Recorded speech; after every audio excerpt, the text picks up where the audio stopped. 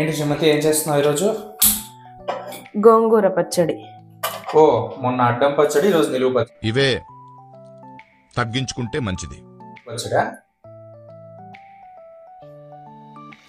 నిలవ పచ్చడి అంటే నిలువ అడ్డము కాదు, స్టోర్ చేసే పచ్చడి అని. సారీ. సో ముందుగా ఒక స్పూన్ ఆఫ్ ఆయిల్, ఎక్కువ అవసరం లేదు. తర్వాత ధనియాలు. ఇది టైప్ ఆఫ్ పికిల్ ఉన్నట్టే, కాకపోతే పికిల్ ఎక్కువ అంటే లాంగ్ లాస్టింగ్ ఉంటుంది, చాలా డేస్ ఉంటుంది. ఇది ఒక 1 month ఉంటుంది అంతే. దాంతోపాటు జీలకర్ర బాగా వేయించుకోవాలి.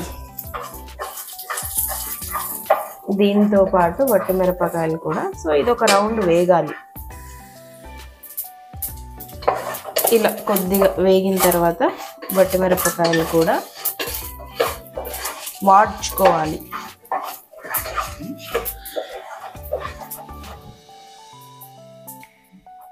వేగిపోయాయి, సో పక్కన ఉంచేద్దాం.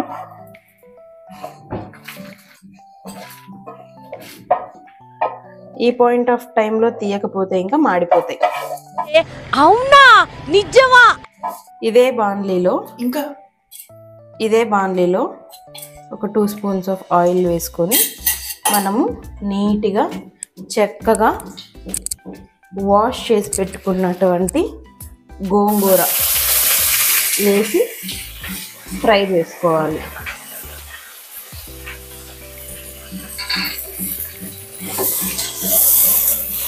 గోంగూర ఇంత వేసాను కదండి, ఇంత అయిపోద్ది చూడండి మీరు.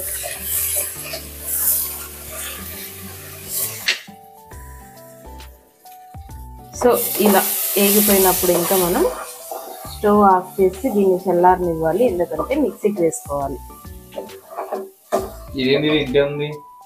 అంతే, అది అయ్యేది. సరే మొదటిగా వేపుకున్న ధనియాలు ఇవన్నీ మిక్సీ పట్టేసుకోవాలి. దీంతో పాటు మనము ఒక 5-6 ఎల్లిపాయలు కూడా వేసేసుకోవాలి.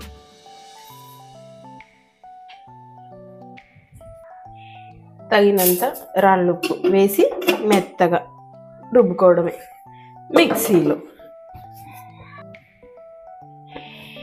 ఇలా పౌడర్ చేసుకున్న తర్వాత వేయించిన గోంగూర వేసి రుబ్బుకోవాలి.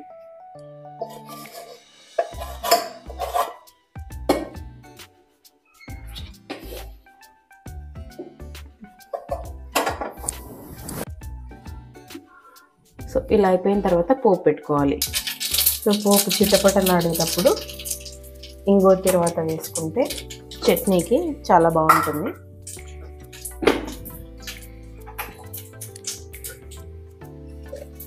మిక్సీ పట్టుకున్న చట్నీ ఇందులోకి వేసి ఆఫ్ చేయడం, కలిపేసి.